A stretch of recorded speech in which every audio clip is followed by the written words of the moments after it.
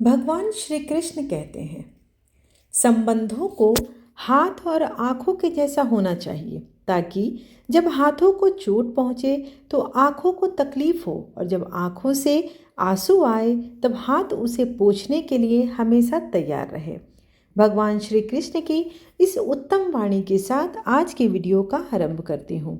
आज के वीडियो में आप रसपान करेंगे माघ मास महात्म कथा का 30वां अध्याय। इसके पहले की कथा अगर आप नहीं सुन पाए हैं तो आप मेरे चैनल पर जाकर माघ मास महात्म कथा प्लेलिस्ट में आप इसे श्रवण कर सकते हैं। आप यदि मेरे चैनल पर पहली बार आए हैं तो चैनल को सब्सक्राइब कर लें, ताकि इससे आपको नियमित रूप से कथा का नोटिफिकेशन आपको मिल जाएगा। तो चलिए आज की वीडियो का आरंभ करते हैं। आप सभी से अनुरोध है कि कथा का श्रवण संपूर्ण करें और दिल से कमेंट बॉक्स में हरे कृष्ण लिखना बिल्कुल ना भूलें।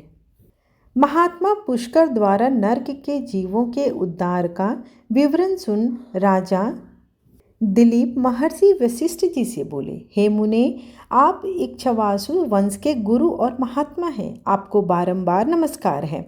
माघ स्नान करने वाले के लिए कौन से और तीर्थ हैं, उनका विस्तार के साथ वर्णन कीजिए, मैं सुनना चाहता हूँ। महर्षि वशिष्ठ जी ने कहा, राजन, माघ मास आने पर बस्ती से बाहर जहाँ कहीं भी जल हो उसे सब ऋषियों ने गंगा जल के समान बतलाया गया है। तथापि मैं तुमसे विशेषतः माघ स्नान के लिए मुख्य रूप से तीर्थों का वर्णन करता हूँ।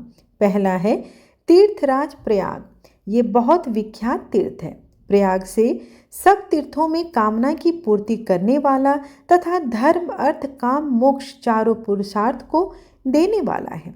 उसके सिवा नैमिषारण्य, कुरुक्षेत्र, हरिद्वार, उज्जैन, सरयू, यमुना, द्वारका, अमरावती, सरस्वती और समुद्र का संगम, गंगा सागर का संगम, कांची त्र्यंबकम तीर्थ, सप्त गोदावरी का तट, कालंजर प्रभास, बद्रिकाश्रम, महालय, ओंकार क्षेत्र, पुरुषोत्तम क्षेत्र, जगन्नाथपुरी, गोकर्ण, भगुकर्ण, भृतंग, पुष्कर, तुंगभद्रा, कावेरी, कृष्णा, वेणी, नर्मदा, सुवर्णमुखरी तथा वेगवती नदी, ये सभी माघ मास में स्नान करने के लिए मुख्य तीर्थ के समान है। गया नामक जो तीर्थ है वह पितरों के लिए तृप्तिदायक और हितकर है। ये भूमि पर विराजमान तीर्थ हैं जिनका मैंने तुमसे वर्णन किया है। राजन, अब मानस तीर्थ बतलाता हूँ, सुनो। उनसे भली भांति स्नान करने से मनुष्य परम गति को प्राप्त होता है। सत्य तीर्थ, क्षमा तीर्थ, इंद्रिय निग्रह तीर्थ, सर्वभूत दया तीर्थ, सरलता तीर्थ, दान तीर्थ, दम तीर्थ, संतोष तीर्थ, नियम तीर्थ, मंत्र जप तीर्थ, प्रिय भाषण तीर्थ, ज्ञान तीर्थ, धैर्य तीर्थ, अहिंसा तीर्थ, आत्म तीर्थ, ध्यान तीर्थ और शिव स्मरण तीर्थ, ये सभी मानस तीर्थ हैं। मन की शुद्धि सब तीर्थों से उत्तम तीर्थ होता है। शरीर से जल में डुबकी लगा लेना ही स्नान नहीं कहलाता। जिसने मन और इंद्रियों के संयम में स्नान किया है, वास्तव में उसी का स्नान सफल है, क्योंकि वह पवित्र एवं स्नेह युक्त चित्त वाला माना गया है। जो लोभी, चुगलखोर, क्रूर, दंभी और विषय लोलुप हैं, वह संपूर्ण तीर्थों में स्नान करके भी पापी और मलिन ही बना रहता है। केवल शारीरिक की मैल छुड़ाने से मनुष्य निर्मल नहीं होता, मन की मैल छुड़ाने पर ही वह अत्यंत निर्मल होता है।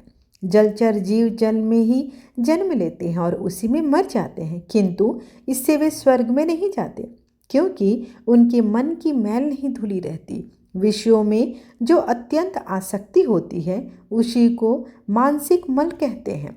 विषयों की ओर और से वैराग्य हो जाना ही मन की निर्मलता है। दान, यज्ञ, तपस्या, बाहर भीतर की शुद्धि और शास्त्र ज्ञान भी तीर्थ ही है। यदि अंतःकरण का भाव निर्मल हो तो ये सब के सब तीर्थ ही हैं। जिसने इंद्रिय समुदाय को काबू में कर लिया है, वह मनुष्य जहाँ जहाँ निवास करता है वहीं वहीं उसके लिए कुरुक्षेत्र, नैमिषारण्य और पुष्कर आदि तीर्थ प्रस्तुत हैं। जो ज्ञान से पवित्र ध्यान रूपी जल से परिपूर्ण और राग द्वेष रूपी मल को धो देने वाला है। ऐसे मानस तीर्थ में जो स्नान करता है वह परम गति को प्राप्त होता है। राजन, यह मैंने तुमसे मानस तीर्थ का लक्षण बताया है। अब भूतल के तीर्थों की बारी है।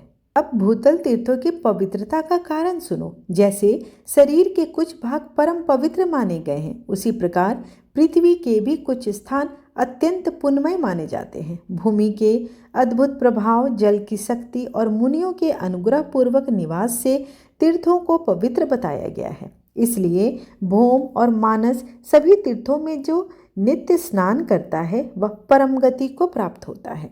प्रचुर दक्षिणा वाले अग्निष्टोम आदि यज्ञों से यजन करके भी मनुष्य उस फल को नहीं पाता जो उसे तीर्थों में जाने से प्राप्त होता है। जिसके दोनों हाथ, दोनों पैर और मन काबू में हो, जो विद्या, तप और कीर्ति से संपन्न हो, वह तीर्थ के फल का भागी होता है।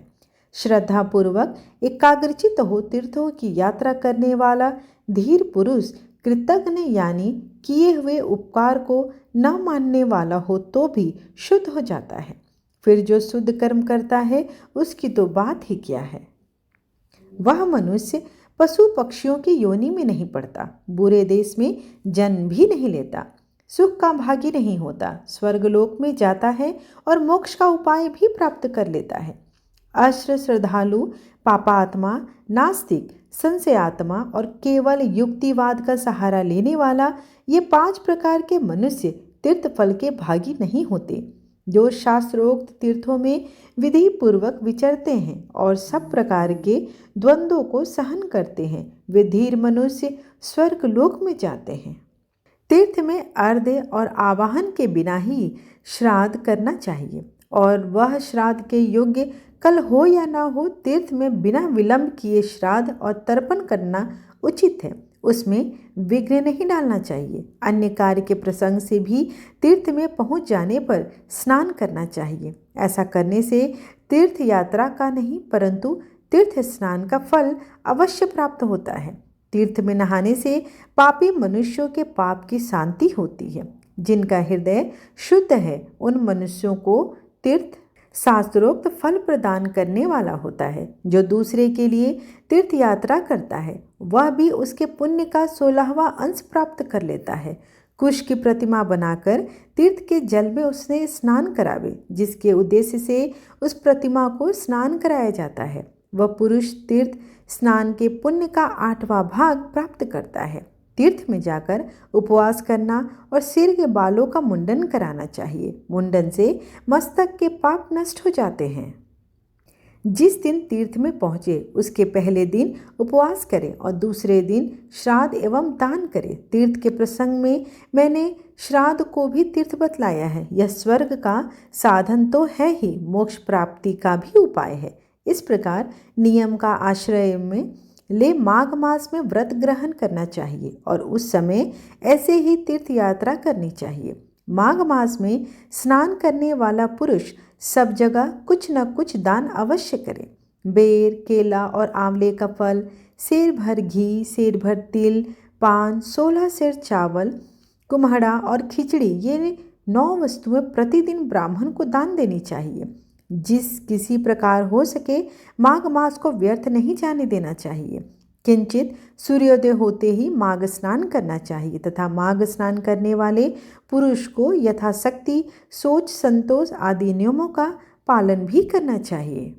विशेषतः ब्राह्मणों और साधु सन्यासियों को पकवान भोजन कराना चाहिए। जाड़े का कष्ट दूर करने के लिए सूखी लकड़ियों का दान करें। रुई भरा अंगा, सैया, गदा, यज्ञोपवीत, लाल वस्त्र, रुईदार रजाई, जायफल, लौंग, बहुत से पान, विचित्र विचित्र कंबल, हवा से बचाने वाले गृह मुलायम जूते, कंबल, पूजन सामग्री, लाल अगर, धूप, मोटी बत्ती वाले दीप और भांति भांति के नैवेद्य से माघ स्नान जनित फल की प्राप्ति के लिए भगवान माधव की पूजा करें।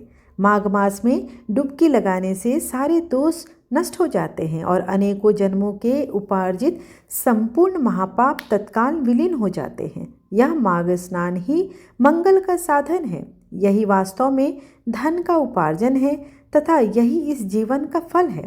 भला माघ मास स्नान मनुष्यों का कौन कौन सा कार्य सिद्ध नहीं करता। यह पुत्र, मित्र, राज्य, स्वर्ग तथा मोक्ष को भी देने वाला है। इस प्रकार माघ मास महात्म कथा का 30वां अध्याय यहीं पर समाप्त हुआ। आशा करती हूँ आज की कथा आपको अच्छी लगी हो। वीडियो अच्छी लगे तो चैनल को लाइक, शेयर एंड सब्सक्राइब करना बिल्कुल न भूलें। धन्यवाद।